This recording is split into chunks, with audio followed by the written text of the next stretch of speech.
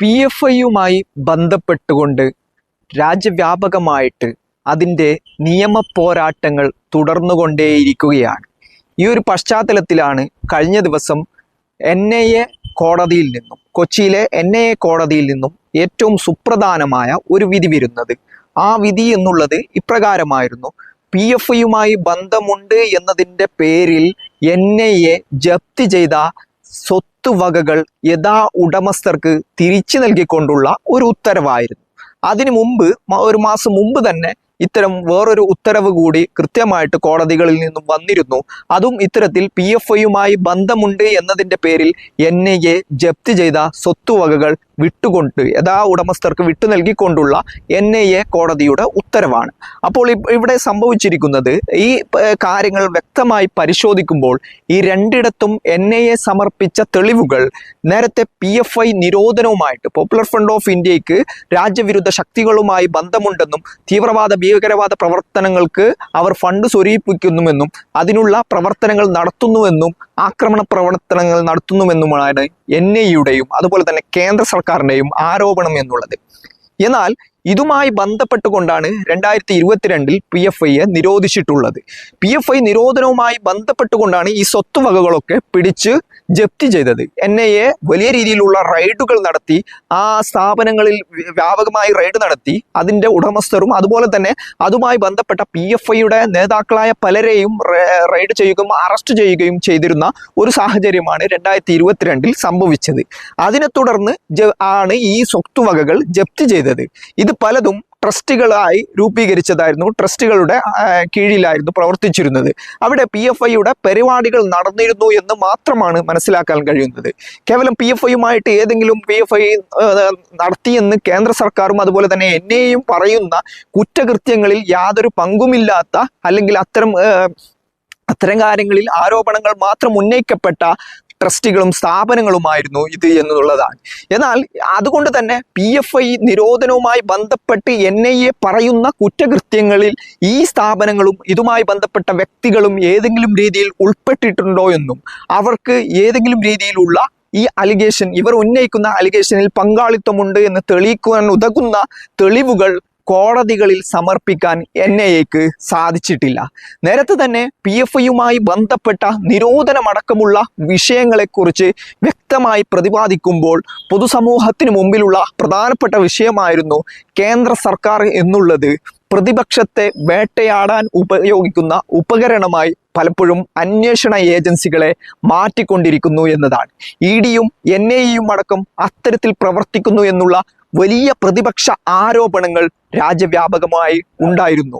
PFIയുമായി ബന്ധപ്പെട്ടിട്ടുള്ള കേസുകൾ പലതും, ED എടുത്തിട്ടുള്ള കേസുകളും അതുപോലെ തന്നെ NIA സ്വീകരിച്ചിട്ടുള്ള നടപടികളും അതുകൊണ്ട് തന്നെ രാഷ്ട്രീയ പ്രേരിതമാണ് എന്നതാണ് PFIയെ അനുകൂലിക്കുന്ന അല്ലെങ്കിൽ പൊതുസമൂഹത്തിൽ നിന്നുള്ള വലിയ വിമർശനങ്ങൾ എന്നുള്ളത്.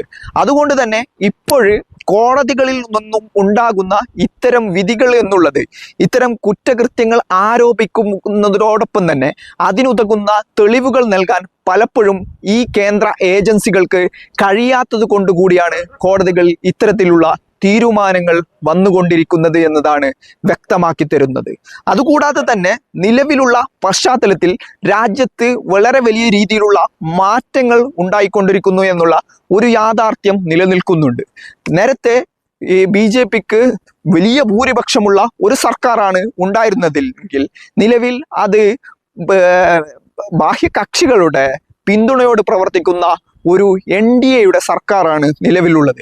അതിൽ തന്നെ രാഹുൽ ഗാന്ധി ഉയർത്തിക്കൊണ്ടുവന്ന വോട്ട് ചോരി അടക്കമുള്ള ആരോപണങ്ങൾ, തെരഞ്ഞെടുപ്പിൽ കൃത്രിമത്വം നടത്തിയാണ് യഥാർത്ഥത്തിൽ മോദി സർക്കാർ മൂന്നാമതും അധികാരത്തിലേറിയത് എന്നുള്ള വലിയ ആരോപണം ഇന്ത്യയുടെ പ്രതിപക്ഷ നേതാവായ രാഹുൽ ഗാന്ധി ഉയർത്തിക്കൊണ്ടുവന്ന ഒരു സാഹചര്യം കൂടിയാണിത്. അതുകൊണ്ട് തന്നെ നിലവിലുള്ള സാഹചര്യത്തിൽ വളരെ വലിയ രീതിയിലുള്ള നേരത്തെ നടത്തിയതുപോലെയുള്ള വലിയ റൈഡുകൾ നടത്തി വലിയ രീതിയിലുള്ള പ്രതിപക്ഷത്തെ വേട്ടയാടൽ അടക്കമുള്ള നടപടികൾ ഇപ്പോൾ കേന്ദ്രത്തിന്റെ ഭാഗത്തുനിന്നും വളരെ വലിയ രീതിയിൽ നടത്തുന്നില്ല എന്നുള്ള ഒരു യാഥാർത്ഥ്യം നിലനിൽക്കുന്നുണ്ട്. അതുകൂടാതെ തന്നെ സുപ്രീം കോടതിയും ബന്ധപ്പെട്ട കോടതികളും ED അടക്കമുള്ള അന്വേഷണ ഏജൻസികളെ പറ്റി ചില സുപ്രധാനമായ നിരീക്ഷണങ്ങൾ നടത്തിയിട്ടുണ്ട്. ED ചുമത്തപ്പെടുന്ന പല കുറ്റകൃത്യങ്ങളിലും അത് തെളിയിക്കാൻ സാധിക്കുന്നില്ലെന്നുള്ള വിമർശനമാണ് കോടതികളുടെ ഭാഗത്തു നിന്നുമുണ്ടായത്. ഇത് ചേർത്ത് വായിക്കുമ്പോൾ നിലവിലുണ്ടായ ഒരു സാഹചര്യത്തിൽ PFIക്കെതിരെ ഉയർത്തിയ ആരോപണങ്ങൾ അത് കോടതികളിൽ തെളിയിക്കപ്പെടേണ്ടതാണ്. PFI നിരോധനമടക്കം നിലനിൽക്കുന്ന ഒരു സാഹചര്യമാണ് ഇപ്പോഴുള്ളത്. അതുകൊണ്ട് തന്നെ ഇതിനെതിരായ ഹർജികൾ, PFI നിരോധനം നീക്കണമെന്നുള്ള ഹർജികളുമായി ബന്ധപ്പെട്ട നിയമ പോരാട്ടങ്ങൾ അത് ഡൽഹി ഹൈക്കോടതിയിൽ നടക്കുന്നുണ്ട്. അതിൽ തീരുമാനം വരാനിരിക്കുന്നതേ ഉള്ളൂ. അതിൻ്റെ അധികാരം ഡൽഹി ഹൈക്കോടതിക്കുണ്ടോ ഇല്ലയോ എന്നുള്ളതാണ് കഴിഞ്ഞ ആഴ്ചയുണ്ടായ പ്രധാനപ്പെട്ട വാദമുഖങ്ങൾ എന്നുള്ളത്.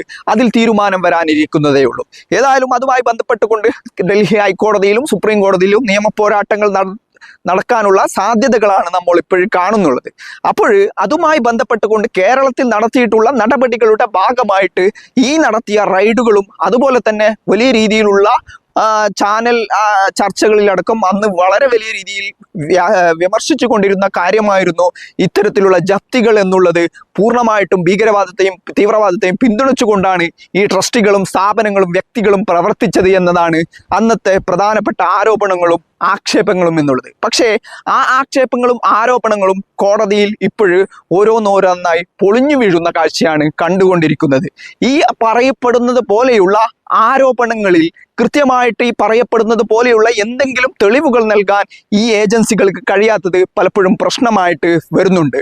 അഥവാ കേന്ദ്ര സർക്കാരും അതുപോലെ തന്നെ EDയും അല്ലെങ്കിൽ NIAയും ഒക്കെ പറയുന്ന കാര്യങ്ങൾ എന്നുള്ളത് ആരോപണങ്ങൾ, കുറ്റകൃത്യങ്ങളും അതുപോലെ തന്നെ മറ്റുള്ള കാര്യങ്ങളും ആ കുറ്റപത്രങ്ങളും അതുമായി ബന്ധപ്പെട്ട പ്രതി ചേർത്തിട്ടുള്ളതും കസ്റ്റഡിയിലെടുത്തതും അതുകൂടാതെ തന്നെ ഇത്തരത്തിലുള്ള ജപ്തി നടപടികൾ അടക്കം സ്വീകരിച്ചിട്ടുള്ള കാര്യങ്ങളിൽ വ്യക്തമായിട്ട് കോടതികളിൽ തെളിവുകൾ നൽകാൻ പലപ്പോഴും ഈ ഏജൻസികൾക്ക് കഴിയാതെ വരുന്നു. അതുകൊണ്ട് തന്നെ കോടതികൾ ഇപ്പോഴും ജപ്തി അടക്കമുള്ള നടപടികളിൽ നിന്നും ഒഴിവാക്കുന്നു അത്തരം സ്ഥാപനങ്ങളെയും വ്യക്തികളെയും. അതുകൂടാതെ തന്നെ പല PFIയുമായി ബന്ധപ്പെട്ട് അലിഗേഷൻ ചുമത്തപ്പെട്ടിട്ടുള്ള അതിൻ്റെ പ്രധാനപ്പെട്ട നേതൃത്വങ്ങൾ അല്ലെങ്കിൽ അതുമായി ബന്ധപ്പെട്ട അതിൻ്റെ പ്രവർത്തകരുമായ ആളുകൾക്ക് ജാമ്യം ലഭിച്ചുകൊണ്ടിരിക്കുന്ന ഒരു സാഹചര്യം കൂടിയുണ്ട്. അതുകൂടാതെ തന്നെ നേരത്തെയുള്ള പല കേസുകളും പലതരത്തിലുള്ള നിയമ പോരാട്ടങ്ങൾ പല ഭാഗത്തായി രാജ്യത്തിൻ്റെ വിവിധ കോടതികളിൽ നടന്നുകൊണ്ടിരിക്കുകയുമാണ്. ഈ ഒരു പശ്ചാത്തലത്തിൽ വ്യക്തമായിട്ട് 2022 PFI നിരോധിക്കപ്പെടുമ്പോൾ കേന്ദ്ര സർക്കാർ ഉന്നയിച്ച പ്രധാനപ്പെട്ട പ്രശ്നവും PFI ഭീകരവാദ തീവ്രവാദ പ്രവർത്തനത്തിന് ഫണ്ട് സ്വരൂപിക്കുന്നു, വർഗീയ വിദ്വേഷ പ്രവർത്തനം നടത്തുന്നു, അതുകൂടാതെ തന്നെ അന്താരാഷ്ട്ര തീവ്രവാദമല്ലോ അല്ലെങ്കിൽ ഭീകരവാദ ബന്ധമുണ്ട് അല്ലെങ്കിൽ അത്തരത്തിലുള്ള പ്രവർത്തനങ്ങൾ രാജ്യവിരുദ്ധ ശക്തികളുമായി പ്രവർത്തിക്കുന്നു, രാജ്യവിരുദ്ധ പ്രവർത്തനം നടത്തുന്നു, ഇങ്ങനെയുള്ള വലിയ ആരോപണങ്ങളാണ് ഉന്നയിച്ചുകൊണ്ടാണ് PFIയെ നിരോധിച്ചിട്ടുള്ളത്. ഏതായാലും ഇതുമായി ബന്ധപ്പെട്ടുകൊണ്ട് PFI നിരോധനത്തിനെതിരെയുള്ള കോടതികളിൽ നടക്കുന്ന നിയമ പോരാട്ടങ്ങളിൽ അതിനുതകുന്ന തെളിവുകൾ കൂടി കൊടുക്കാൻ കേന്ദ്ര സർക്കാരും അതുപോലെ തന്നെ ബന്ധപ്പെട്ട അന്വേഷണ ഏജൻസികളും ബാധ്യസ്ഥരാണ്. ഈ നിയമ പോരാട്ടങ്ങളിൽ അത്തരത്തിലുള്ള തെളിവുകൾ കൃത്യമായിട്ട് സമർപ്പിക്കപ്പെട്ടില്ല എങ്കിൽ അവിടെയും പല രീതിയിലുള്ള തിരിച്ചടികൾ ഈ ഏജൻസികൾക്ക് അതുപോലെ തന്നെ കേന്ദ്ര സർക്കാരിനും കിട്ടാനുള്ള സാധ്യതകൾ കൂടി തെളിയുന്നതാണ് ഇപ്പോഴുണ്ടായ ഈ വിധികളും അതുപോലെ തന്നെ അതിൻ്റെ നിയമ പ്രക്രിയകളും എന്നുള്ളത്. ഏതായാലും ഒരു ജനാധിപത്യ രാജ്യത്ത് കൃത്യമായിട്ട് നിയമപ്രക്രിയയിൽ പ്രവർത്തിക്കാൻ ഏതൊരു സംഘടനയ്ക്കും അവകാശമുണ്ട് എന്നുള്ളത് ഒരു യാഥാർത്ഥ്യമാണ്. PFIയെ നിരോധിച്ചതോടു കൂടിയിട്ട് ആ സംഘടനയുടെ നേതാക്കൾ തന്നെ അതിനെ പിരിച്ചുവിടുകയും ചെയ്തിട്ടുണ്ട്. അതുകൂടാതെ തന്നെ STPയുമായി ഈ ബന്ധമുണ്ട് എന്ന് പറഞ്ഞുകൊണ്ടാണ് പിന്നീട് PFIക്ക് ശേഷം STPയെ വളരെ വലിയ രീതിയിലുള്ള അത്തരത്തിലുള്ള നടപടികൾക്ക് വിധേയമായത്. എന്നാൽ ഇപ്പോഴും ഈ കേസിനിടയിൽ തന്നെ STPയുമായി ബന്ധപ്പെട്ട ഒരു അക്കൗണ്ട് ഫ്രീസ് ചെയ്ത നടപടിയും യഥാർത്ഥത്തിൽ ഈ കോടതികളിൽ നിന്നും ഒഴിവാക്കി കൊടുത്തിട്ടുണ്ട്. അഥവാ ഈ പറയപ്പെടുന്ന അലിഗേഷനുകളിൽ ഈ കക്ഷികൾക്ക് ബന്ധമില്ല എന്നാണ് കോടതി തന്നെ വ്യക്തമായി പറഞ്ഞിരിക്കുന്നത്. ഈ ഒരു പശ്ചാത്തലത്തിൽ വരും ദിവസങ്ങളിൽ നടക്കുന്ന ഈ നിയമ പോരാട്ടങ്ങളിൽ കൃത്യമായിട്ട് തെളിവുകൾ ഹാജരാക്കേണ്ട ബാധ്യത ഈ അന്വേഷണ ഏജൻസികൾക്കും അതുപോലെ തന്നെ കേന്ദ്ര സർക്കാരിനും ഉണ്ട് എന്ന് തന്നെയാണ് ഇതിനെപ്പറ്റി ആത്യന്തികമായി മനസ്സിലാക്കേണ്ട കാര്യങ്ങൾ എന്നുള്ളത്.